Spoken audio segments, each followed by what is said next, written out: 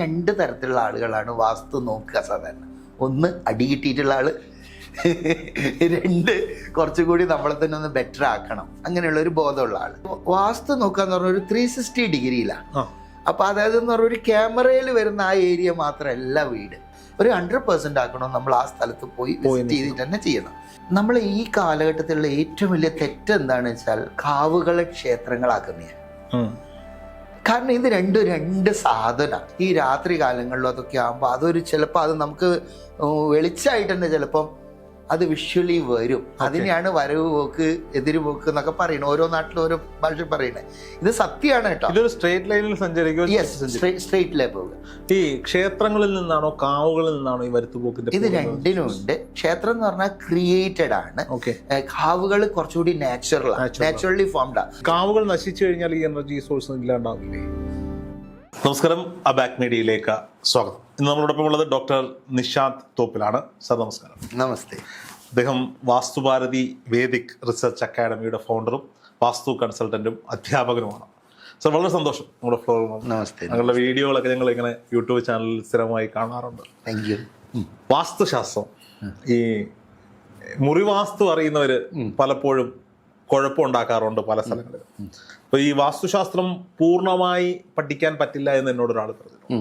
എന്നാൽ വാസ്തുശാസ്ത്രം ഒരാൾക്ക് മുഴുവനായി പഠിക്കാൻ പറ്റുമോ? അതാണ് എൻ്റെ ചോദ്യം. മുഴുവനായി പഠിക്കാൻ പറ്റുമോ? ഒരു ശാസ്ത്രങ്ങളും കംപ്ലീറ്റ് അല്ല. അതൊന്നും വാട്ടർ ടൈറ്റ് കമ്പാർട്ട്മെൻ്റ് അല്ല. ഇപ്പോൾ വാസ്തു എന്ന് പറഞ്ഞാൽ തന്നെ 5 സയൻസുകളായിട്ട് ബന്ധപ്പെട്ട് കിടക്കുക. അതായത് ഒന്ന് കായകൽപ്പം എന്ന് പറയും. കായകൽപ്പം എന്ന് പറഞ്ഞാൽ ആയുർവേദം. അപ്പോൾ ഹെൽത്തുമായിട്ട് റിലേറ്റഡ് ആയിട്ട് വാസ്തു വരുമ്പോൾ ആയുർവേദം വരും. പിന്നെ പറയും മനോകൽപ്പം എന്ന് പറയും. മനോകൽപ്പം എന്ന് പറഞ്ഞാൽ റിലേറ്റഡ് വിത്ത് മൈൻഡ്. അത് വരുമ്പോൾ യോഗശാസ്ത്രം വരും. ഇന്ത്യൻ മനഃശാസ്ത്രം എന്ന് പറയുന്നത് യോഗശാസ്ത്രമാണ്.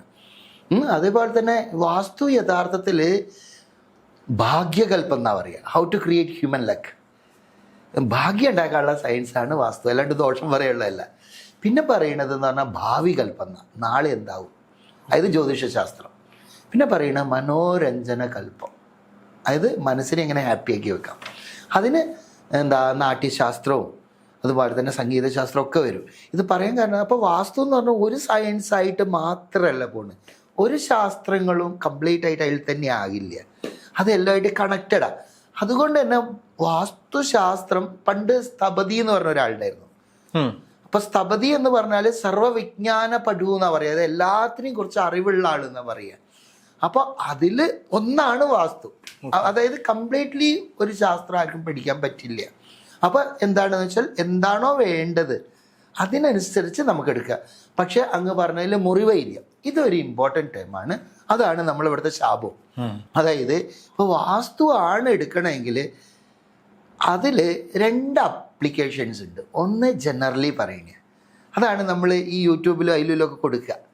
ഇപ്പോൾ അങ്ങയുടെ വീടിൻ്റെ വാസ്തു നോക്കണോ, അങ്ങയെക്കുറിച്ചാണെന്നുണ്ടെങ്കിൽ അത് എസ്പെഷ്യലി നിങ്ങളെ സ്റ്റഡി ചെയ്തിട്ട് ചെയ്യേണ്ടി വരും. അപ്പോൾ അതെന്താ വെച്ചാൽ ജനറൽ കൺസേൺ അല്ല അവിടെ പറയുക. ഇപ്പോൾ വാസ്തുവിനൊരു പ്രോബ്ലം എന്താണെന്ന് വെച്ചാൽ ഏത് പോയിന്റ് ഓഫ് വ്യൂവിലാണ് എന്ന് ക്ലിയർ ആക്കിയിട്ട് വേണം നോക്കാൻ. അതായത് ഇപ്പോൾ ബിൽഡേഴ്സൊക്കെ വാസ്തു നോക്കും. ഇപ്പോൾ എല്ലാ എന്താ പറയുക ഫ്ലാറ്റുകാരും ഒക്കെ വാസ്തു നോക്കും. അവരെന്താണ് ചെയ്തത്, എങ്ങനെയാണ് സെല്ല് ചെയ്യുക എന്നുള്ളതാണ് അവരുടെ പോയിന്റ് ഓഫ് വ്യൂ. നേരെ കുറച്ച് വീട്ടുകാരൻ്റെ ഇതിൽ നോക്കുമ്പോൾ എന്ന് പറഞ്ഞാൽ അയാൾക്ക് നന്നായിട്ട് സ്വസ്ഥമായിട്ട് ജീവിക്കണം, ഭാര്യയും മക്കളൊക്കെ ആയിട്ട് ഹാപ്പി ലിവിങ് ആയിരിക്കണം. അതിന് വേണ്ടിയിട്ടാണ് അവർ വാസ്തു പോകുന്നത്. അപ്പോൾ ഈ വാസ്തുവിൽ മുറിവൈദ്യം എന്ന് പറയുന്നത് എന്ന് പറഞ്ഞാൽ എന്തെങ്കിലുമൊക്കെ അതാക്കി അതങ്ങനെയാണ്. പിന്നെ എന്താണെന്ന് ചോദിച്ചു കഴിഞ്ഞാൽ ദേഷ്യം പിടിക്കുകയും ഇതെന്തുകൊണ്ടാണെന്ന് വെച്ചാൽ അതിനൊരു മറയ്ക്കലാണ്. അതിന് മറുപടിയില്ല. അതുകൊണ്ടാണ് എന്താണെന്ന് വെച്ചാൽ ഒരു ദേഷ്യമൊക്കെ പിടിച്ച് അങ്ങനെ ഒരു ഇത് ക്രിയേറ്റ് അതങ്ങനെയാണ്, ദാറ്റ്സ് ഓൾ, കഴിഞ്ഞു. അതാണ് നമ്മളെ പ്രോബ്ലം. യഥാർത്ഥത്തിൽ ഇത് വരുന്നത് എന്തുകൊണ്ടാണെന്ന് വെച്ചാൽ നമ്മൾ അതിൻ്റെ സയൻറ്റിഫിക് സൈഡ് അറിയാത്തത് കൊണ്ടാണ്. അതായത് നമ്മളെ ഭാരതത്തിലുള്ള എല്ലാ സയൻസുകളും ഡീപ്ലി സയൻസ് ഓറിയൻറ്റഡാണ്. അപ്പോൾ നമ്മളിവിടെ പക്ഷേ എന്ന് പറഞ്ഞാൽ കഥകളായിട്ടും പിന്നെ ഓരോ വസ്തുതകളായിട്ടും പിന്നെ എന്താ പറയുക ബാബാവാക്യ പ്രമാണം എന്ന് പറയുക. അതായത് ഒരു തലർച്ച ആൾ പറഞ്ഞാൽ അതൊരു പ്രമാണമായി അങ്ങനെയൊക്കെ എടുക്കണ ഒരു ഇതാണ് ഇവിടെ പോയിട്ട്. അപ്പോൾ എന്താണെന്ന് വെച്ചാൽ അച്ഛൻ്റെ അടുത്ത് നിന്ന് മകൻ പഠിക്കും, മകൻ്റെ അടുത്ത് നിന്ന് അടുത്ത ആൾ പഠിക്കും. അങ്ങനെ പോകുമ്പോൾ കുറേയൊക്കെ അങ്ങനത്തെ തേഞ്ഞു മാഞ്ഞൊക്കെ പോകും. അപ്പോൾ ഇവർക്ക് ഇതിൻ്റെ സയൻറ്റിഫിക് ആയിട്ടുള്ള സയൻസ് അതും കൂടി പഠിപ്പിക്കണ ഒരു അത്യാവശ്യമാണ്. അപ്പോഴുള്ള അങ്ങ് പറഞ്ഞ ഈ മുറി വൈദ്യം എന്നുള്ളതിന് ഒഴിവാകുള്ളൂ. എനിക്കൊരു വാക്ക് കിട്ടി, ബാബാ വാക്യപ്രമാണ്. അതിന്റെ പുതിയൊരു വാക്കാണ്, അതിന്റെ ഡിക്ഷണറിയിൽ ഞാൻ ചേർത്ത് വെക്കാറ്. അപ്പൊ ഞാൻ ചോദിക്കുന്നത്, ഇപ്പം ചില ആളുകളുണ്ട് ഓൺലൈനിൽ വാസ്തു കൺസൾട്ട് ചെയ്യും. ഞാൻ താങ്കൾ പറഞ്ഞതിൽ നിന്ന് ഇതായിട്ട് ചോദിക്കാം. അപ്പൊ ഞാനൊരു വീട് വെച്ചു, എനിക്ക് കുറച്ച് മാനസിക പ്രശ്നങ്ങളുള്ളപ്പോഴാണല്ലോ ഞാൻ ഇതിനെ പറ്റിയൊക്കെ ചിന്തിക്കുക. ഒന്നെങ്കിൽ സാമ്പത്തിക പ്രശ്നം വരണം, ഇല്ലെങ്കിൽ ആരോഗ്യ പ്രശ്നം വരണം, ഇല്ലെങ്കിൽ ദാമ്പത്യ പ്രശ്നം വരണം. എന്തെങ്കിലും ഒരു പ്രശ്നം വരുമ്പോൾ ആരെങ്കിലും പറയാനിട അത് വാസ്തുവിന്റെ പ്രശ്നമാണ്. ഞാൻ കൊല്ലത്തിരുന്നുകൊണ്ട് കോഴിക്കോട് ഇരിക്കുന്ന ഒരു വാസ്തു കൺസൾട്ടന്റിനെ ഫോണിൽ ബന്ധപ്പെട്ടിട്ട്, സാർ ഇതാണ് എൻ്റെ പ്രശ്നം. അപ്പൊ അയാള് തിരിച്ചു ചോദിക്കാൻ പോകുന്ന ചോദ്യം, ഈ അടുക്കളയുടെ സ്ഥാനം എവിടെയാണ്, ബാത്റൂമിന്റെ സ്ഥാനം എവിടെയാണ്, വാതിലുകളുടെ സ്ഥാനം എവിടെയാണ്, ഇതൊക്കെ ആയിരിക്കും കോമൺലി ചോദിക്കും. അപ്പൊ ഇവര് പറയുന്നു, കന്നിമൂലയിൽ ആണ് നിങ്ങളുടെ അടുക്കള നിൽക്കുന്നത്, അതുകൊണ്ടാണ് നിങ്ങൾക്ക് ഈ പ്രശ്നം ഉണ്ടായത്. ഒരു സ്ഥലം കാണാതെ, അയാളെ അറിയാതെ, ഫോണിൽ കൂടെ മാത്രം ആ വീടിന്റെ വാസ്തു പ്രശ്നങ്ങൾ പറയാൻ സാധിക്കും? വെരി ഗുഡ്, നല്ല ചോദ്യം. ഇതിൽ രണ്ട് കാര്യം പറയാണ് കേട്ടോ. ഒന്ന്, അങ്ങ് പറഞ്ഞ മാതിരി ഓരോ പ്രശ്നങ്ങൾ, അതായത് രണ്ട് തരത്തിലുള്ള ആളുകളാണ് വാസ്തു നോക്കുക സാധാരണ. ഒന്ന് അടി കിട്ടിയിട്ടുള്ള ആള്, രണ്ട് കുറച്ചുകൂടി നമ്മളെ തന്നെ ഒന്ന് ബെറ്റർ ആക്കണം, അങ്ങനെയുള്ളൊരു ബോധമുള്ള ആള്. ഇപ്പോൾ ഇതിൽ ഒരാൾ ഫോണിലൂടെ ഞാനിപ്പം എന്താ അമേരിക്കയിലും യൂറോപ്പിലൊക്കെ കൺസൾട്ട് ചെയ്യാറുണ്ട്. അപ്പോൾ എപ്പോഴും അവിടെ വരെ പോകുക എന്ന് പറഞ്ഞാൽ ബുദ്ധിമുട്ടാണ്. അപ്പോൾ എന്താണെന്ന് വെച്ചാൽ നമ്മൾ സൂം ഉപയോഗിച്ചു, ഒന്ന് കാലം മാറിയല്ലോ. ഇത് പറയാൻ പറ്റും, പറ്റില്ല എന്ന് ഞാൻ പറയില്ല, 100% പറയാൻ പറ്റും. അപ്പോൾ തന്നെ നമ്മൾ പുറത്തിരിക്കുമ്പോൾ ഒരാൾ ഇപ്പോൾ കല്യാണത്തിൻ്റെ ഒരു പ്രശ്നം പറഞ്ഞിട്ടുണ്ട്. അപ്പോൾ ഞാൻ വെറുതെ പറഞ്ഞു, അങ്ങനെ തെക്ക് പടിഞ്ഞാറിൽ അവിടെ തുറന്ന് കിടക്കണുണ്ട്, അവിടെ അടഞ്ഞു കഴിഞ്ഞാൽ കല്യാണം കഴിയട്ടോ എന്ന്. അപ്പോൾ എന്താ അങ്ങനെ നിങ്ങളറിയണം? അല്ല, അത് പറ്റും. അത് കുറേ എന്ന് പറഞ്ഞാൽ ഇതന്നെ ചെയ്താകുമ്പോൾ നമ്മളൊരു കണക്റ്റഡ് ആവും. അത് ഇപ്പം ഞാൻ 32 വർഷം ഇതിലെ. അപ്പോൾ പക്ഷേ ഇത് പറയണതിൽ 100% ആകുക എന്നുള്ളതിന് നമ്മൾ ആ സ്ഥലം വിസിറ്റ് ചെയ്യുക വേണം. ഓക്കെ. പിന്നെ റിസൾട്ട് പക്കയായിട്ട് കൊടുക്കണം, നമ്മൾ വിസിറ്റ് ചെയ്തിട്ടാണ്. കാരണം വാസ്തു നോക്കാന്ന് പറഞ്ഞാൽ ഒരു 360 ഡിഗ്രിയിലാണ്. അപ്പോൾ അതായത് എന്ന് പറഞ്ഞാൽ ഒരു ക്യാമറയിൽ വരുന്ന ആ ഏരിയ മാത്രമല്ല വീട്. പിന്നെ നമ്മൾ ഉള്ളിൽ ഇൻഡ്യൂഷൻസ് വർക്ക് ചെയ്യും. എന്നിരുന്നാലും പറയുക, ഒരു 100% ആക്കണം, നമ്മൾ ആ സ്ഥലത്ത് പോയി വിസിറ്റ് ചെയ്തിട്ട് തന്നെ ചെയ്യണം. പിന്നെ എല്ലാത്തിനെന്താ താൽക്കാലിക ശമനവും പിന്നെ എന്താ ഒറിജിനലുള്ളതിന്. താൽക്കാലിക ശമനത്തിനൊക്കെ അത് ഓക്കെയാണ്. ഇപ്പൊ ഞാൻ താങ്കളിൽ നിന്ന് മനസ്സിലാക്കുമ്പോൾ, നമ്മൾ ഈ ഇന്റർവ്യൂ സെഷൻ തുടങ്ങുന്നതിന് മുമ്പിട്ട് എന്റെ ഡേറ്റ് ഓഫ് ബർത്ത് ചോദിച്ചു. ഡേറ്റ് ഓഫ് ബർത്ത് ചോദിച്ചിട്ട് എന്റെ കുറച്ച് കാര്യങ്ങൾ എന്നോട് പറഞ്ഞു. അപ്പൊ ഞങ്ങൾ തിരിച്ചു ചോദിച്ചത് ജ്യോതിഷം വശമുണ്ടോ എന്നാണ്.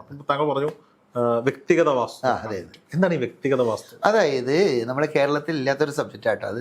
അതായത് വാസ്തു എന്ന് പറഞ്ഞാൽ നിർഭാഗ്യവശാൽ നമ്മളെ കേരളത്തിൽ ചുറ്റളവ് കാണಲು മാത്രം വാസ്തു എന്നാണ്. ഇതാണ് കേരളത്തിന്റെ എന്താ പറയുക ഒരു സങ്കടം. അതെന്നാൽ പണ്ടേ അതൊരു പറഞ്ഞ് ശീലമായിപ്പോയി. ഇപ്പോൾ വാസ്തുവിൽ പല സെഗ്മെൻറ്റ്സും ഉണ്ട്, ഒരുപാടുണ്ട്. ഞാൻ തന്നെ 18ഓളം തരത്തിലുള്ള വാസ്തുശാസ്ത്രങ്ങൾ പഠിച്ചിട്ടുണ്ട്. അപ്പോൾ അവിടെ ഏതാണോ വേണ്ടത് അത് പ്രകാരം അപ്ലൈ ചെയ്യുക. അതിലൊന്നാണ് ഈ പേഴ്സണൽ വാസ്തു എന്ന് പറയുന്നത്. അതായത് ഒന്ന് ദശ എന്ന് പറയും, രണ്ട് ദിശ എന്ന് പറയും.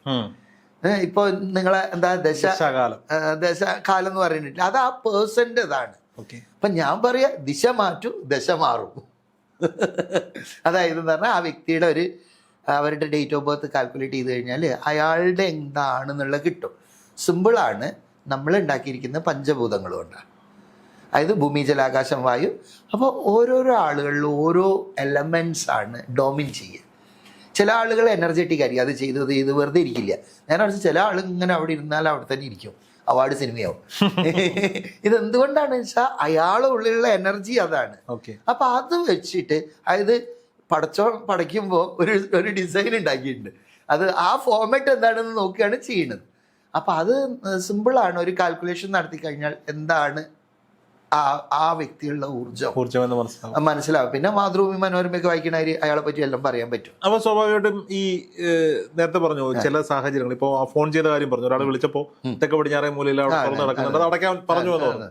അപ്പോ ഈ വാസ്തുശാസ്ത്രവും ഈ പറയപ്പെടുന്ന വ്യക്തിഗത വാസ്തുശാസ്ത്രവും കൂടി മിക്സ് ചെയ്തിട്ട് ഞാൻ ആദ്യം ചോദിച്ച മുറി വാസ്തുശാസ്ത്രക്കാരന്റെ കാര്യമല്ല ഞാൻ ചോദിക്കുന്നത്. അങ്ങേ പോലെ ഈ 10-32 വർഷത്തെ എക്സ്പീരിയൻസ്, അത് സിദ്ധി എന്ന് ഞാൻ വിളിച്ച് അതിനെ കുറച്ച് കാണുന്നില്ല.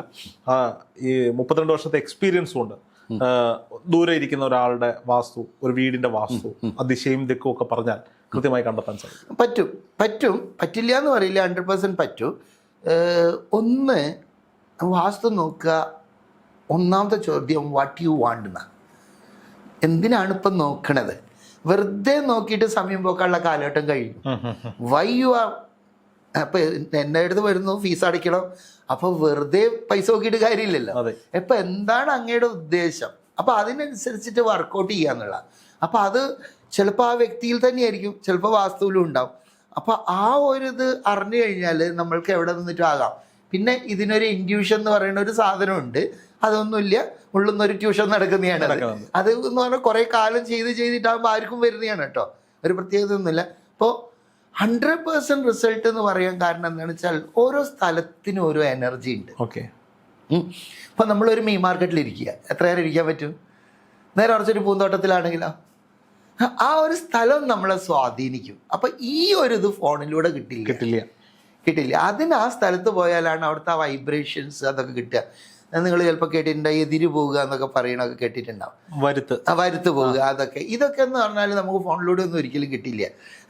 കിട്ടും, എന്നാലും അത് നമുക്ക് ഉറപ്പ് വരുത്താൻ അതായില്ല. അപ്പൊ വരുത്തിന്റെ പേരെടുത്ത് മെൻഷൻ ചെയ്തുകൊണ്ട് എന്താണ് ഈ വരുത്ത് സബ്ജക്റ്റ് പുതിയത്? Great, thank you. അതായത് പണ്ട് കാലത്ത് എന്ന് പറഞ്ഞു കഴിഞ്ഞാൽ അധികം വയലുകളാണ്, ഒഴിഞ്ഞു കിടക്കുക. അപ്പോൾ അമ്പലം എന്ന് പറഞ്ഞു കഴിഞ്ഞാൽ ഒരു സിസ്റ്റമാണ്, ഒരു മെക്കാനിസമാണ്, ഒരു മിഷനറിയാണ്. അതായത് എന്ന് പറഞ്ഞാൽ നമ്മൾ അതിൻ്റെ ഉള്ളിൽ കാലെടുത്ത് വെക്കുമ്പോഴത്തേക്കും നമ്മളെ മാനസിക നില മാറണം. അതിനായിട്ട് ക്രിയേറ്റ് ചെയ്തിട്ടുള്ള ഒരു മെഷീനാണ് ശരിക്കും അമ്പലം. അപ്പോൾ അവിടെ 5 നേരം പൂജയും നിവേദ്യവും അതൊക്കെ ആയിട്ട് വരുമ്പോൾ അവിടെ ഒരു എനർജി ക്രിയേറ്റഡ് ആവും. ഈ ക്രിയേറ്റഡ് ആകുമ്പോൾ എന്ന് പറഞ്ഞാൽ ശരിക്കും അമ്പലത്തിൽ തന്നെ പ്രോസസ്സ് തന്നെ അതാണ് കേട്ടോ. അതായത് നടയൊക്കെ അടച്ച് മന്ത്രമൊക്കെ ചൊല്ലി ഇതാക്കിയിട്ട് അതിൻ്റെ ഉള്ളിൽ ആ എനർജീനെ കംപ്രസ് ചെയ്യുകയാണ്. കംപ്രസ് ചെയ്ത് പിന്നെ നട നടക്കും ബും എന്ന് പറഞ്ഞിട്ട് അങ്ങോട്ട് മുന്നോട്ട് പോകും, പുറത്തേക്ക് ദീപാരാധന. അതാണ് അപ്പം മുന്നിലിരിക്കുന്ന ഭക്തന് അത് കിട്ടുക. അപ്പോഴും ടോട്ടല് പോകാണ്ടിരിക്കാനാണ് വലിയൊരു ബലിക്കല്ല് മുന്നിൽ വെക്കുന്നത്. അതായത് ഇതിൻ്റെ അടപ്പാണ് ശരിക്കും. അപ്പോൾ എന്നിരുന്നാലും ഇങ്ങനെയുള്ള എനർജി ഫയർ കാച്ചസ് ഫയർ. അതായത് നമ്മൾ പണ്ട് ഫിസിക്സിൽ പറഞ്ഞില്ലേ, ഒരു ട്യൂണിംഗ് ഫോം ഉണ്ട്, വേറെ ട്യൂണിംഗ് ഫോമുള്ളൂ. അപ്പൊ ഇതേപോലെ വേറൊരു സ്ഥലത്തിലും നടക്കുന്നുണ്ടെങ്കിലോ ഇത് തമ്മിൽ ഒരു കണക്ടിവിറ്റി വരും. ഈ കണക്ടിവിറ്റി ആണ് ഈ രാത്രി കാലങ്ങളിലും അതൊക്കെ ആകുമ്പോൾ അതൊരു ചിലപ്പോൾ അത് നമുക്ക് വെളിച്ചമായിട്ട് തന്നെ ചിലപ്പം അത് വിഷ്വലി വരും. അതിനെയാണ് വരവ് പോക്ക്, എതിര് പോക്ക് എന്നൊക്കെ പറയുന്നത്. ഓരോ നാട്ടിലും ഓരോ ഭാഷ പറയണേ. ഇത് സത്യമാണ് കേട്ടോ. ഇതൊരു സ്ട്രേറ്റ് ലൈനിൽ സഞ്ചരിക്കും. യെസ്, സ്ട്രേറ്റ് ലൈൻ പോവുക. Straight line energy always travels in straight line. ഇപ്പം എന്തിനാ ഇത്രയും വലിയ ടവറുകൾ ഉണ്ടാക്കിയേ? എല്ലാ മൊബൈലുകാരും ടവർ വെക്കും. എന്തിനാ അത്? കണക്ട് ചെയ്യാൻ വേണ്ടിയിട്ട്. കണക്ട് ചെയ്യാൻ എന്തിനാ ടവർ വെക്കണ്ടേ? നേരെ കൊണ്ട് വിടുന്ന് വിട്ടാൽ പോരെ? അല്ല, എങ്ങനെ തടസ്സങ്ങൾ ഉണ്ടാവാൻ പാടില്ല. അതുകൊണ്ടല്ല, ഭൂമിയുടെ ഷേപ്പ് റൗണ്ടാ. അപ്പൊ ഇവിടുന്ന് വിട്ട് കഴിഞ്ഞാൽ അത് പുറത്തേക്ക് പോവുക. Because energy always travels in straight line. അപ്പൊ അത് അവിടെ വെച്ചിട്ട് കണക്ട് ചെയ്തിട്ട് അടുത്തേക്ക് കൊടുക്കുക. എന്നാലേ നമുക്ക് അമേരിക്കക്കാരനായിട്ട് സംസാരിക്കാൻ പറ്റുള്ളൂ. അതാണ് energy always travels in straight line. അത് ബെൻഡ് ചെയ്യാൻ വേണ്ടിയിട്ടാണ് ശരിക്കും ടവേഴ്സ് കൊടുക്കുന്നത്. ഞാനത് ചോദിക്കാൻ കാര്യം എന്റെ ഇന്റർവ്യൂകളും എന്റെ ചോദ്യങ്ങളും ഒക്കെ എന്റെ കുടുംബവും എന്റെ വീടുമായിട്ട് ബന്ധപ്പെട്ട. ഞാൻ ജനിച്ചു വളർന്ന വീട്, അത് കുറച്ച് ദോഷങ്ങളും പ്രശ്നങ്ങളും ഒക്കെ പറഞ്ഞു. എന്നും പ്രശ്നങ്ങളായിരുന്നു, സാമ്പത്തിക പ്രശ്നങ്ങൾ അങ്ങനെയൊക്കെ ആയിരുന്നു. ഞങ്ങളത് വിറ്റു. അതൊരു വാസ്തുശാസ്ത്രക്കാരൻ വന്ന് പറഞ്ഞതാണ്. വീടിന്റെ ബാക്ക് സൈഡ് ഭാഗത്തായിട്ട് ഒരു കാവുണ്ട്, ഒരു പുരാതനമായ കാവ്. ഈ കാവിൽ നിന്നുള്ള വരുത്തുപോക്ക് ആ റൂട്ടിലൂടെയാണ് സഞ്ചരിക്കുന്നത്. പക്ഷെ എനിക്ക് ഇപ്പോഴും മനസ്സിലാകാതെ, ഞാൻ ഒരുപാട് പേരോട് ചോദിച്ചിട്ടുള്ള ചോദ്യം, ഈ ലോജിക്ക് മനസ്സിലാകുന്നില്ല. അത് അവിടെ തട്ടി തിരിഞ്ഞ് അടുത്തൊരു വീട്ടുകാരന്റെ സൈഡിൽ കൂടെ കയറി ഇങ്ങനെയൊക്കെയാണ് പോണെന്നാണ്. അത് ഒരിക്കലും വരില്ല. അപ്പൊ ഇത് അല്ലാതെ ഈ പറഞ്ഞ വരുത്തുപോക്ക് കണക്ട് ആവാൻ ഒരു എനർജി സോഴ്സ് വേറെ അവിടെ കാണാനില്ല ഈ പറഞ്ഞ റൂട്ടിൽ. ഞാൻ എങ്ങനെയൊക്കെ ഇരുന്ന് പടമൊക്കെ വരച്ചു നോക്കി. അല്ല, ഞാനത് എങ്ങനെയാ സാധാരണ അയക്കാന്ന് വെച്ചാൽ, ഇപ്പൊ ഒരു സ്ഥലത്ത് പോയി ഇങ്ങനെ ഒരു പറഞ്ഞു അടുത്ത ചോദ്യം ഇവിടെ അടുത്ത് എവിടെയും ശിവക്ഷേത്രം ഉണ്ടോന്ന്. അപ്പോൾ സ്വാഭാവികമായിട്ട് ഇന്ന സ്ഥലത്ത് ഉണ്ടെന്ന് പറയും.